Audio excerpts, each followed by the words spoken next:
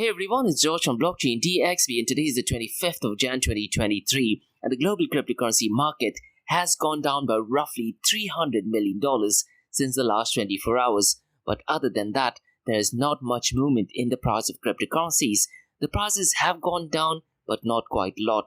Now listen guys, in today's episode, we are going to be discussing a massive drama between Genesis and Bitcoin Jesus. And Bitcoin Jesus is Roger Ver. Now look guys, Roger Ver has done more for the Bitcoin and the cryptocurrency community than probably everyone combined.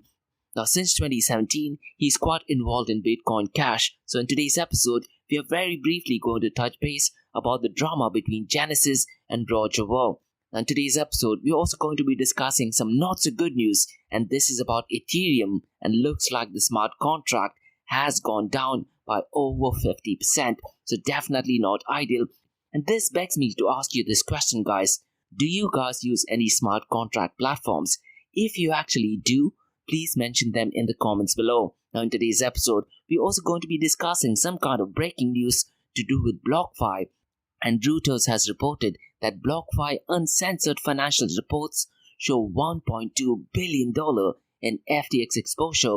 So we'll definitely go ahead and talk about this in today's episode. So right now, there's a lot of news going on in the cryptocurrency world. And in yesterday's podcast, guys, I did talk about CZ's tweet regarding the FUD news that he tweeted. Now looks like there is some news regarding that. And the news that is circulating right now is that Binance did actually move 20,000 Bitcoins, which is roughly around $345.8 million. And this is to do with the cryptocurrency exchange called Bitzlato. And the US Security Exchange Commission is going after Bitzlato. So a lot of drama going on in the Binance world. So we'll definitely explore that in today's episode. Now, like we cover in every Crypto and Coffee at 8 podcast, we're also going to be looking at two news from UAE. And the first news is about ME Mob Plus, and they have announced a new exclusive partnership with Artifacts Lab. So we'll go ahead and explore that news in today's episode. And the second news is about the government of Sharjah, and they have honored partners for the first time in the world with NFT Plague. So we'll definitely go ahead and explore this news. Now look guys, in UAE, it's great to know that all Emirates are accepting NFTs, Bitcoin, cryptocurrencies, blockchain, and in the metaverse. I really am not sure, or I can't think of any other region which is showing a lot of support to innovation, particularly in the world of cryptocurrencies, blockchain, Web3, and metaverse. So UAE in general is definitely an ideal place to be in the world of Bitcoin, blockchain, cryptocurrencies, NFTs, DeFi, and metaverse. So let's kickstart today's episode. Welcome to the Crypto and Coffee at 8, the daily podcast that keeps you up to date on all latest developments in the world of cryptocurrencies, blockchain, and NFTs. Join us Monday to Friday as you kick off your day with a cup of coffee and a deep dive into the exciting and rapidly evolving world of digital assets. We'll cover the latest news and trends in the cryptocurrency and blockchain space, as well as delve into the growing world of NFTs or non-fungible tokens and metaverse. Plus, we'll keep you updated on the latest developments from Dubai, UAE, and the wider Middle East region. Whether you're a seasoned crypto enthusiast or just getting started, Crypto and Coffee at 8 has something for you. Our expert host will provide insight and analysis on the most important topics in the industry and help you stay up to date on the latest developments.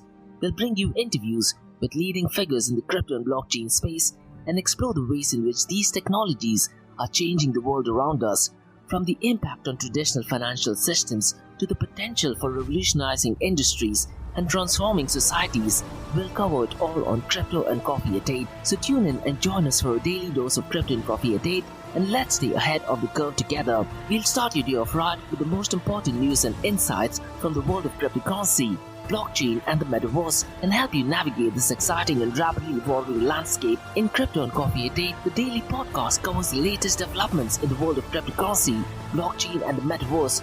We'll also bring you updates on the latest news from Dubai, UAE, and wider Middle East region.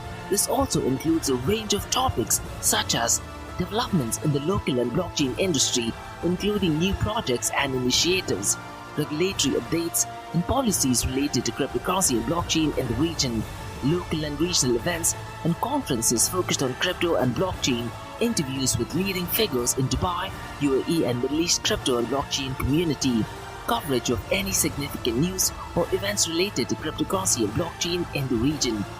By covering these local and regional developments, in addition to the wider world of cryptocurrency and blockchain, Crypto and Coffee at 8 aims to provide a comprehensive overview of the industry and its impact on the Dubai, UAE and Middle East region. Now before we kickstart today's episode, I have an important message, so check this out. Firstly guys, Startup OI is global one-tech platform for tech. It offers global high-paying tech jobs with flexibility in working time and location, global free tech events and tech networks to connect with global like-minded engineers. A brilliant platform to listen to the tech experts in Metaverse and to grab their insights. Now listen, all you have to do is download the app Startup OI. If you're using an Android version, go to Google Store and App Store for iOS devices. Alternatively, you can also click on the show notes below to download Startup OI. Next, guys, listen, if you're into fitness, if you're into adventure, if you want to do something wild but still want to keep your health in check, there is a new podcast in town, a podcast focusing on obstacle course race in the Middle East. The podcast is called Rise in the Obstacle Course Race, and Rise in the Obstacle Course Race podcast is a peer-to-peer community-driven podcast where they talk all about obstacle course race in the Middle East, from Sandstorm to Spartan Race, from Tough Mudder to Desert Warrior Challenge, and also the Government Gov Games, and quite a lot more. The podcast has interviews with athletes locally and internationally to get inside scoop on how athletes prepare for obstacle course race. In the podcast, they also talk about interesting stories on why they are motivated to do obstacle course race. And that's not all. They also plan to release 7 NFTs, and these NFTs are no ordinary. These NFTs will represent every emirate in the UAE. And listen guys, these NFTs are going to be absolutely massive. So do one thing, go to Spotify, go to iTunes, go to any leading podcasting platform and search for Rise in the Obstacle Course Race podcast. And finally guys, not your keys, not your crypto. If you have dabbled with cryptocurrencies and now are seriously getting to protect your cryptocurrencies, there is no better way to protect it by using a hardware wallet. And this is where Ledger Wallet kicks in. And Ledger Wallets are hardware cryptocurrency wallets made by Ledger, a company headquartered in Paris, France. And Ledger's hardware wallets are multi-currency wallets that are used to store private keys for cryptocurrencies offline. And Ledger offers 2 hardware wallets, the Ledger Nano and Ledger Nano X wallets. They are world-class experts with extensive crypto security backgrounds. They continuously look for vulnerabilities in Ledger products in a constant effort to improve the level of security. Now in today's world, securing these digital assets is a critical challenge, and this is where Ledger kicks in. So click the link below to buy your hardware wallet and support this podcast. It is a brilliant way to support this podcast. So what are you waiting for? The link is in the show notes below. Now since you've taken care of that, let's kickstart by looking at the global cryptocurrency market.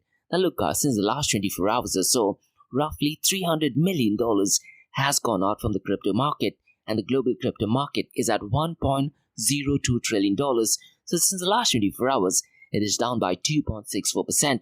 The total crypto market volume over the last 24 hours is at $56.01 billion. Now look guys, I've said this time and over again, the total crypto market volume should hover somewhere between $80 to $120 billion.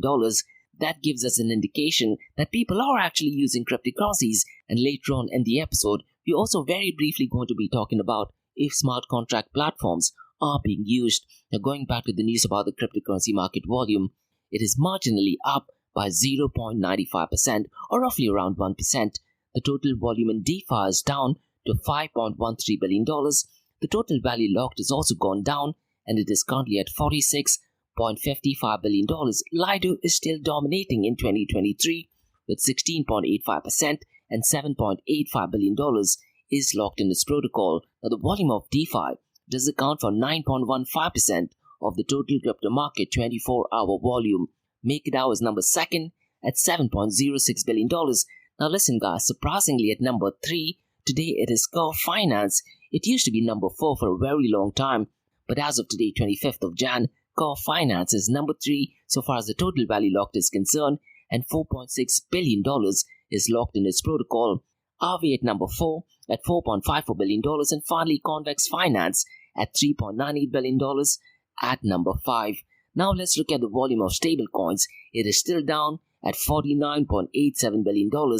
Tether USDT is still leading the pack at $35.46 billion. Circle USDC at $3.89 billion, and Binance USD's volume has gone up at $10.08 billion. Now, stablecoins still account for 89.03% of the total crypto market 24-hour volume. Now, later on, guys, in today's episode, we're definitely going to be talking about Binance BNB chain because it looks like a lot of volume will be transferring from Ethereum to Binance chain. Now, will that have an impact on the price of Binance BNB? Most likely, yes, but let's see how it turns out to be. Now, let's look at the market share, 24-hour trading volume, and dominance between Bitcoin and Ethereum. Bitcoin's market share is $435 billion, and Ethereum's market share is well below the 50% mark of Bitcoin's market share, and it is currently at $189 billion. And look, guys, the only reason for me to compare the market cap between Bitcoin and Ethereum was after the London hard fork upgrade. I was hoping that Ethereum will flip Bitcoin, at least in market cap, and my time horizon was looking at somewhere between 12 to 18 months from the Ethereum London hard fork upgrade. But looks like I definitely need to go ahead and revisit the time frame, because based on these numbers, it might take maybe another 10 to 18 months for this thing to happen. But let's see how it turns out to be. The 24-hour trading volume of Bitcoin is $26.6 billion and Ethereum is at $9.2 billion. The dominance of Bitcoin is 42.60%. Ethereum's dominance is 18.50%. Now, in today's episode, guys, I'm going to be looking at the number of unique active wallets interacting with decentralized app smart contracts. Now, every day I'm looking at different metrics. Today, we'll be looking at the number of unique active wallets interacting with decentralized app smart contracts, and number one is Alien Worlds, and $2.03 million is currently being utilized, followed by Splinterlands at merely $49,000. PancakeSwap is at number third at $54.81 million, followed by Hooked at $399.15 million, and Planet 9 at $47.74 million. Now listen, guys, I have no idea what Hooked is. So in case if you have any experience using Hooked, definitely mention them in the comments below. Now let's look at the king of all kings, that is Bitcoin. Now since the last 24 hours, it has gone down by 1.39%, and as of today, 25th of Jan, Bitcoin is $22,609, and since the last 7 days though, it is still up by 6.56%. Ethereum is at $1,547, and later on in the episode, we're also going to be discussing some not so good numbers regarding Ethereum. And ever since the mergers happened, the numbers are definitely not looking good for Ethereum, but nonetheless, we'll definitely go ahead and discuss that. That thing being said, since the last 24 hours, it is down by 4.83%. Since the last 7 days, it is down by 1.86%. Binance Coin is currently exactly at $300, down by 4.26% since the last 24 hours, and since the last 7 days, it is down by 0.08%. Now listen, guys, there is a protocol that might be switching from Ethereum to Binance, and it could be possible. Once that thing happens, there will definitely be some positive movements, particularly in the world of Binance BNB. Now in today's episode, we're going to start by discussing the drama going on between Genesis versus Bitcoin Jesus, that is Roger Ver. So the news is, Genesis has sued Roger Ver for $20 million over unsettled crypto option trades, and Genesis Global Capital, which is a part of the bankruptcy crypto lender, filed a suit against Roger Ver in the New York State Supreme Court day before yesterday, that is on the 23rd of Jan. Now what they are claiming is that BCH, a proponent that Roger Ver is really catered to, has failed to settle crypto option transactions that expired back on 30th of December. Now really I'm not sure if New York has any jurisdiction over Roger Ver, because Roger Ver has denounced his citizenship from US, and if I'm not mistaken, he's a citizen for Japan, but I'm not sure what the legal consequences are. Now listen, guys, in Twitter there are a lot of detractors for Roger Ver. Now I've been in the cryptocurrency space since 2013, and I have to say that Roger Ver has done more for Bitcoin than probably anyone else combined. He's often right, and if you actually watch any of his videos, in each and every of his video, he does actually say that he's willing to support any cryptocurrency which is a peer-to-peer electronic cash system. So really I'm not sure what the outcome is, because Genesis is already belly up. Them suing Roger Ver to get some funds I really am not sure if that thing will ever happen, but let's see how this thing materializes. So hopefully over a course of days, I'll try to go ahead and update regarding this. Now listen guys, when I started this podcast, one of my goals is to get Roger Ver on this podcast. Now I've released roughly over 200 episodes, so right now I do feel confident that I can probably interview Roger Ver just to get his intake on the early stages of Bitcoin and the development that we have seen in the cryptocurrency world. Now listen guys, go to YouTube and watch Roger Ver's video, I believe dated back to 2011, where he did actually say that the price of Bitcoin will touch $10,000 at one point of time. And if I'm not mistaken, the price of one Bitcoin back then was roughly around $1 or $10. So check out that video ASAP. Now guys, let's talk about some news regarding Ethereum. And unfortunately, the news is not good. And the number of new smart contracts deployed over the past few weeks since the beginning of 2023 in Ethereum has fallen by more than half. And the number of new smart contracts deployed on January 1st stood at 139,699. Now, News BTC did provide a very comprehensive report. So the big question is, because of the fluctuation in the price of Ethereum, is there a correlation between the number of contracts deployed and the price? Now, ideally speaking, that should not be the case, because in order for people to switch from current existing system, the prices do need to remain stable. Why switch to a decentralized app or the so-called Web 3.0 when there is so much fluctuation? Centralized protocols in that case do tend to do a better job.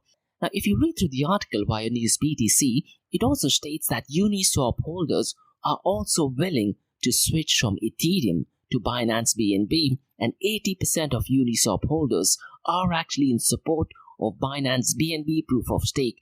They did have a poll via Twitter, so follow me on LinkedIn. You can actually see the votes, and 80% of them are actually preferring to switch from Ethereum to Binance BNB, and this is more to do with deploying the version 3 protocol. So it looks like the momentum is definitely switching from Ethereum to Binance BNB.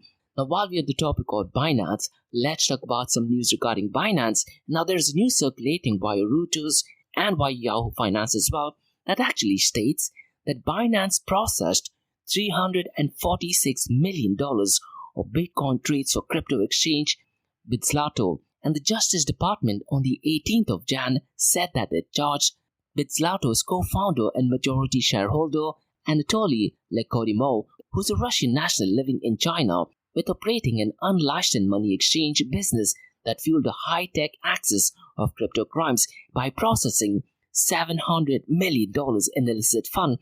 And guys, in my yesterday's podcast, I did talk about Cici, who did actually tweet around the first or second week of Jan regarding FUD incoming. And in the first or second week of podcast, I did actually start discussing what that tweet actually could be. Now, looks like Binance moved over 20,000 Bitcoin, which is roughly worth $345.8 million at the time they were transacted. And they did that across some 205,000 transactions for Bitzlato between May 2018 and its closure last week. And according to the review of previously unreported data, the figures were compiled by leading US blockchain researcher Chainalysis, and this news is published by Reuters. Now, really, I'm not sure what are the consequences of this. Could it be possible that CZ might be going to jail? Could it be possible that this has a severe impact on Binance and its future? I really am not sure. Now, it is worth noting, reading through the article by Reuters, that Bitcoin, worth $175 million, were transferred to Binance from Bitzlato in that period, making Binance its largest receiving counterparty. So definitely not good for Binance, and most likely that is the reason why CZ actually tweeted that. I'm pretty much sure that CZ does know quite a lot of information. And guys, in yesterday's podcast, I did talk about Nouriel Roubini, who did bash CZ at the fintech event that took place in Abu Dhabi. And look guys, based on my experience, you never cross lines with Nouriel Roubini. He's one guy standing against the cryptocurrency world, and 100% of the time, he has been right. Now guys, let's discuss some not so good news, and this is to do with BlockFi, and this is actually breaking news. And CNBC actually posted this news that BlockFi's secret financials show $1.2 billion relationship with Sam Bankman-Fried's crypto empire FTX. And based on the article, guys, it looks like the financial documents were mistakenly uploaded from the bankrupt firm BlockFi. Now, really, I'm not sure if this is intentional or if this is mistaken, because it shows a $1.2 billion relationship with FTX and Alameda Research, and based on the article, 5 employees with the company are still receiving a salary of average $822,000. Definitely not ideal, and it looks like BlockFi's retention plans are larger than the comparable crypto cases. So we're going to be talking about BlockFi, because listen guys, BlockFi used to be one of the major sponsors for Peter McCormack's What Bitcoin Did, and BlockFi is a crypto lending firm that filed for bankruptcy in 2021.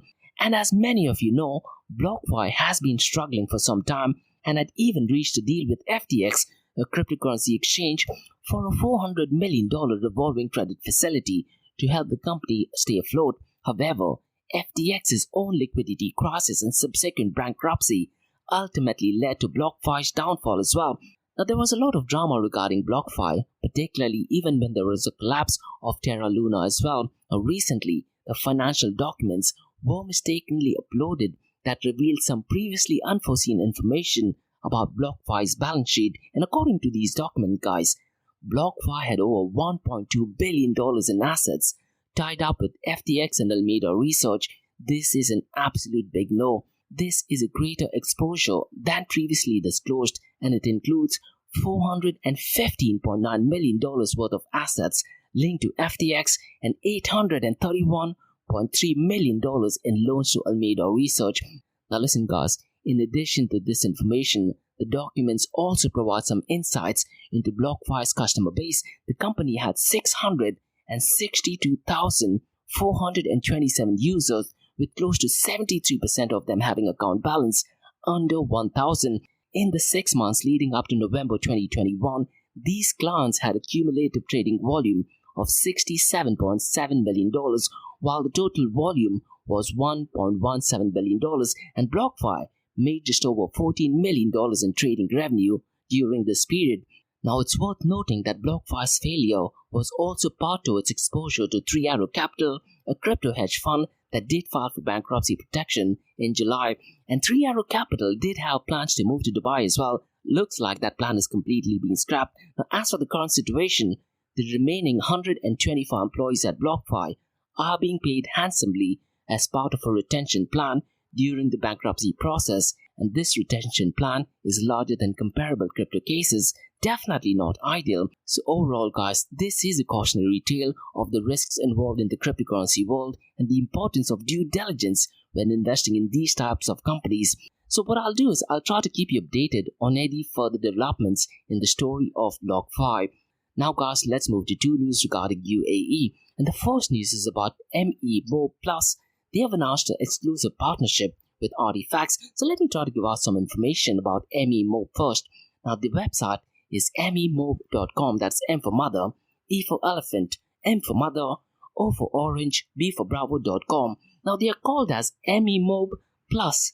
And MEMO Plus is a leading data intelligence company trusted by top brands to harness their data for growth and maximize the marketing return on investment, and they were launched in 2018. And so far as Artifact is concerned, it is an advanced multi-chain NFT ecosystem delivering the best experience for content owners and collectors, and the website is artifact-platform.com. And MEMO Plus is the first data intelligence and mining platform in the region to bring blockchain services to its portfolio. So the partnership with Artifacts will allow MEMO Plus to offer its clients cutting-edge projects and services in the metaverse, and the partnership will leverage the expertise of leading projects under the Artifact Labs umbrella, such as the metaverse fashion house Ninzu and the digital fine art platform Material.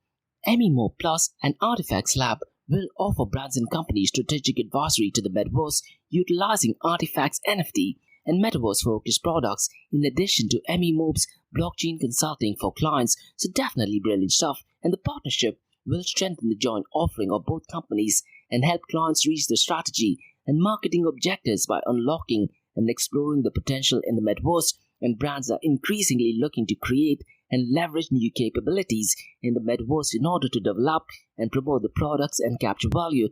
Now, it could be possible, guys, that this partnership could turn out to be fruitful because Artifact provides comprehensive support for brands to create new products and experiences in Web3 and Metaverse space and offers a full range of technical and creative solutions. I'd really recommend you guys to go ahead and check through the website because Artifact's advanced NFT platform has all the essential components, user-friendly processes without the need of external wallets, trading tools, royalties for content creators, integration with play-to-earn games, and fiat and crypto payment processing. So it looks like Artifact has its own proof-of-stake blockchain as well, called as FBA and BFT, that combines eco-NFT and clean NFT trends to provide extra control over the system. The Artifact NFT platform allows creators the benefit of zero fees while enabling them to mint NFTs on a public blockchain such as Ethereum, Flow blockchain, and Solana as well. And Materia, one of the company's contemporary art platform created by art collectors, art professionals, and blockchain experts, will also be collaborating with MEMO Plus to provide opportunities for brands to develop art projects in the metaverse in conjunction with leading artists, curators, and institutions. And Materia also drives Campered Art Dubai, also called as CAD 9.0 Blockchain 2022 edition, which is a part of Art Dubai's Fair program, catering to changing needs of the UAE's creative community.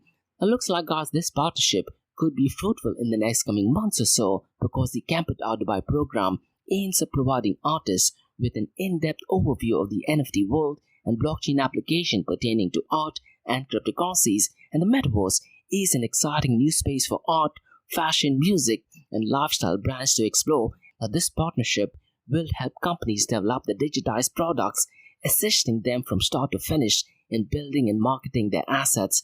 The collaboration will enable MEMO Plus to help companies develop robust metaverse strategies to reach their audiences, and the partnership will ensure that brands can easily navigate the virtual world to future-proof their assets. So it looks like some definitely good partnership between MEMO Plus and Artifacts Lab. Now, guys, let's talk about the second news, and that is for the neighboring emirate of Dubai, the government of Sharjah. And the government of Sharjah honors partners for the first time in the world of NFT play. So let me try to give out some information. The government of Sharjah honored partners of the contribution in the success of Sharjah's participation in GITEX Global 2022, and Sheikh Saud bin Sultan Al Qasimi, chairman of Higher Committee for the government of Sharjah at GITEX Technology Week 2022, gifted the supporting entities NFTs using soulbound tokens, which is the soulbound tokens technology.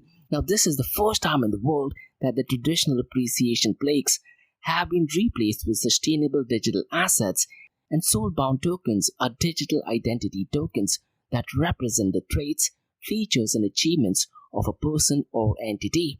I'm pretty much sure I did cover about soulbound tokens in the past, and soulbound tokens are issued by souls, which represent blockchain accounts or wallets and cannot be transferred or sold. Now, this event was attended by various officials from UAE and around the world.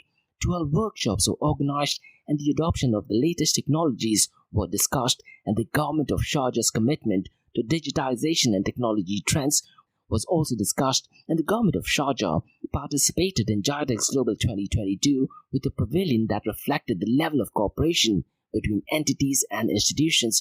Now listen, guys, government entities utilizing NFT as a use case is definitely good for the broader ecosystem, and the pavilion that they had in GITEX showcased 15 projects and initiatives that aim to improve government services provided to individuals and organizations. And the government of Sharjah works in team spirit to enhance joint work and adopt an approach to continue cooperation to provide the best services. And the Sharjah Government Pavilion at GITEX 2022 showcased projects by the Sharjah Department of Town Planning and Survey, the Sharjah Police Science Academy, the Municipality of Sharjah City, the Sharjah Archaeology Authority, and Sharjah Commerce and Tourism Development Authority, Kalba Municipality, Sharjah International Airport Authority, the Central Finance Department of Sharjah, Sharjah City of Humanitarian Services, and Sharjah Digital Office were also showcased. And to talk about Sharjah, guys, this weekend, I'm also going to be doing an obstacle course race in the beautiful emirate of Sharjah at Khor Fakkan, so definitely brilliant stuff. So that's all for today, guys, in the Crypto and Coffee Update from Blockchain DXB. In case if you have any feedback or suggestions, please drop me an email to info@blockchaindxb.com. And also check out my other website, www.blockchaindxb.com, as well as area2071.com, that talks everything about Metaverse. And if you like listening to this podcast, please click on the follow button, give it a 5-star rating, and share the word across. Now, for the next few minutes, it's going to be an Ask Me Anything series where you listeners can ask any questions regarding Bitcoin, blockchain, beyond blockchain, cryptocurrencies, NFTs, DeFi, and Metaverse. So let's kickstart with the Ask Me Anything series.